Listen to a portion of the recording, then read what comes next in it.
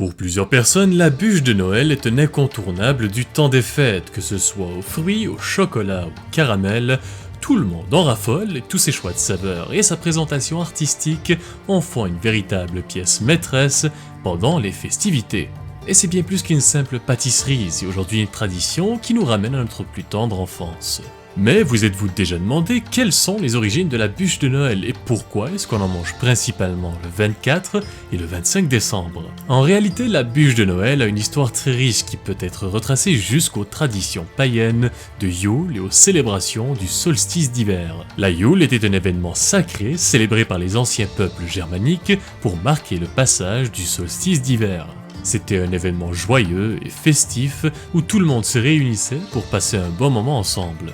De grands festins étaient organisés où on mangeait du sanglier, on buvait du vin chaud, de la bière épicée et ils s'échangeaient entre eux de petits cadeaux. Il y avait plusieurs coutumes pendant la Yule et l'une d'elles était de brûler une énorme bûche ou encore un tronc d'arbre pour représenter le triomphe de la lumière sur les ténèbres et l'arrivée de journées plus longues. Les peuples germaniques pensaient que la chaleur dégagée par la bûche apaisait les esprits et les protégeait contre les maladies et la malchance pendant les longs mois d'hiver.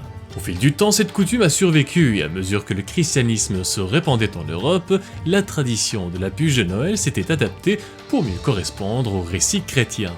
Au Moyen-Âge, les familles apportaient une grosse bûche dans leur maison qui brûlait tout au long des 12 jours de Noël et on croyait souvent que les cendres de cette bûche avaient des propriétés protectrices et fertilisantes. C'est pourquoi elles étaient souvent dispersées sur les champs pour assurer une bonne récolte. Puis petit à petit, la bûche de Noël s'était lentement transformée en une tradition culinaire festive. On dit qu'elle a évolué à partir de la tradition de placer une bûche de Noël comestible plus petite sur la table de Noël. Selon certains historiens, à mesure que les feux de cheminée devenaient de moins en moins courants dans les foyers, les familles cherchaient d'autres moyens pour la remplacer. Alors, les boulangers ont eu la brillante idée de créer un gâteau en forme de bûche, généralement un biscuit ou un gâteau éponge roulé recouvert de ganache au chocolat pour évoquer la bûche traditionnelle. Cette représentation culinaire est devenue un dessert des fêtes très populaire en France et c'est finalement au 19e siècle qu'elle a été popularisée sous le nom de bûche de Noël. Vu comment l'évolution de cette pâtisserie s'est faite, il est assez difficile de dire exactement qui l'a inventée en premier.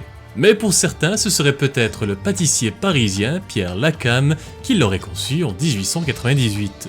En très peu de temps, la popularité de ce nouveau dessert n'a cessé de croître, s'étendant même au-delà de la France pour devenir une tradition de Noël dans de nombreuses parties de l'Europe et de l'Amérique du Nord. Plusieurs régions et cultures différentes ont même apporté leur touche personnelle au dessert en intégrant des saveurs et des techniques culinaires locales. Finalement, au XXe siècle, avec la croissance des boulangeries commerciales et l'accessibilité d'ingrédients divers, la bûche de Noël a évolué davantage. Les boulangers créatifs ont expérimenté différentes saveurs de gâteaux, de garnitures et de décorations, transformant le dessert en une sorte de toile pour l'expression artistique des pâtissiers. Aujourd'hui, on peut trouver des bûches de Noël de toutes sortes, avec des décorations qui peuvent inclure des branches d'arbres en chocolat, des fruits frais, de la neige sous forme de sucre en poudre, ou encore des champignons en meringue ou en pâte d'amande. Bon allez, sur ce c'est tout pour moi aujourd'hui, merci tout le monde d'avoir visionné cette toute première vidéo sur la chaîne et j'espère qu'elle vous a plu. Si vous voulez voir plus de vidéos comme celle-ci, je vous invite à vous abonner pour ne pas manquer les prochaines sorties. Merci encore et à très bientôt.